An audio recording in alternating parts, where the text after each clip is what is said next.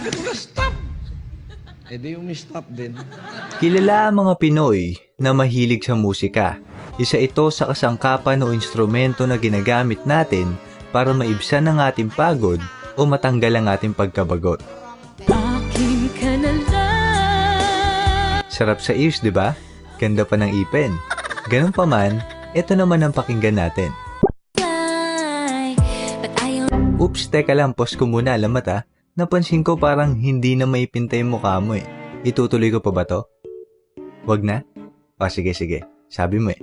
Ang gusto ko lang naman talaga ipunto dito, baka kilala mo ang dating tinaguriang The Asia's Icon.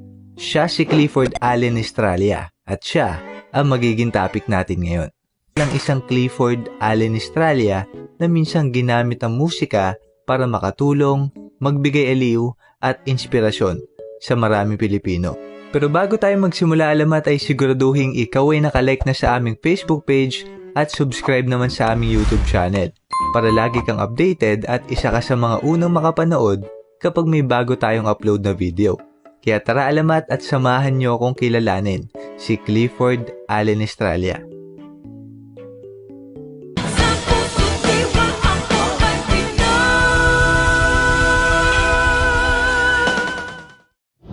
Maging alamat.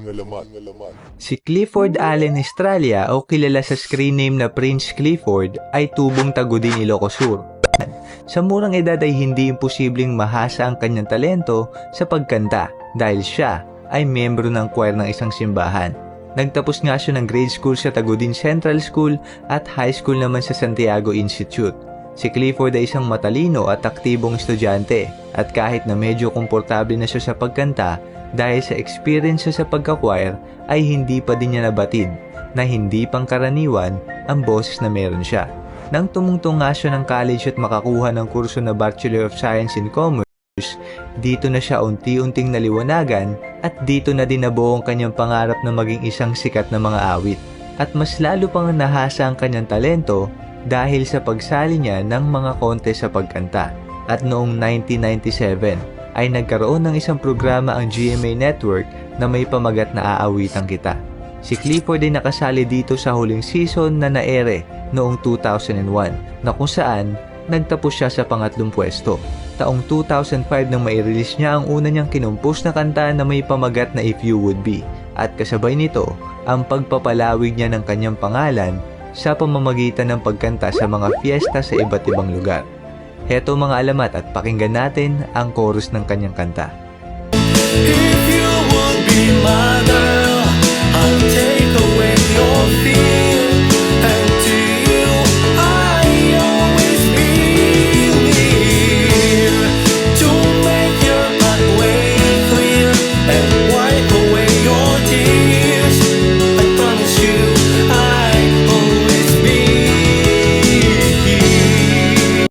Classic na classic, no? Sarap sa ears. Ganun pa man ay hindi pa din naging sapat ang kanyang kinikita para maiangat ang buhay ng kanyang pamilya. Kaya mas minabuti niyang makipagsapalaran sa ibang bansa. At taong 2007, nang lumipad siya papuntang Macau at nagtrabaho sa Venetian Hotel bilang housekeeper at habang ginagawa ito ay nagsisilbi din siyang lead singer sa choir ng kanilang simbahan. Dahil sa pangarap ay mas naging madiskarte siya.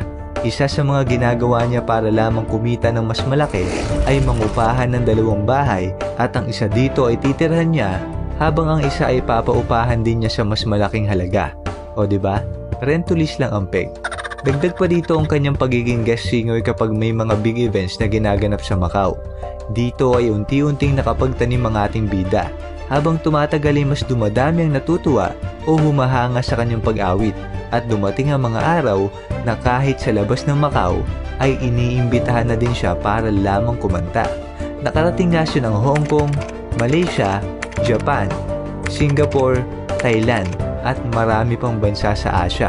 Nang makabalik nga siya sa Pilipinas ay naging matunog na ang kanyang pangalan. Pinicture nga din ang kanyang buhay bilang OFW ng Maalaala Mo Kaya na pinagbidahan ni Eric Santos. Dito ay malalaman mo ang kanyang pinagdaanan bilang OFW sa Macau kasama na rin ang kanyang love story. Kung gusto mo nga itong mapanood ay tignan lamang ang link sa caption o comment section below. taong 2012 na magkaroon siya ng tour para ipromote ang kanyang unang album na nai-release na pinamagatang Only in My Dreams na under sa Golden Music Records, at dito na siya nagsimulang lumabas sa TV para sa ilang mga interviews tulad ng Walang Tulugan ni Kuya Germs, Philippine TV, Showtime, TV5 Jojo's A, DZMM at marami pang iba. Dagdag pa sa pag-angat ng kanyang pangalan ay sinama din niyang iangat ang maraming Pinoy para makatungtong din na Macau at makapagtrabaho dahil sa panahon niya ay sobrang talamak ang mga illegal recruiters. Kaya imbis na magkaroon ng marangal na trabaho ang mga Pinoy ay mas lalo silang nalugmok sa kahirapan.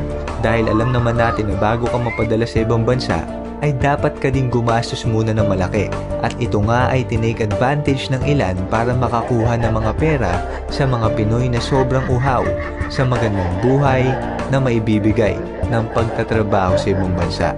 Kasabay nga nito ang pagtibay pa ng relasyon ng bansang Macau at Pilipinas, at dahil sa sipag at tiyaga ay nakuha niya ang award na New Male Recording Artist of the Year sa 5th Philippine Movie Press Club noong 2013, at hindi nakataka-taka kung bakit The Asia's Icon ang ibinansag sa kanya.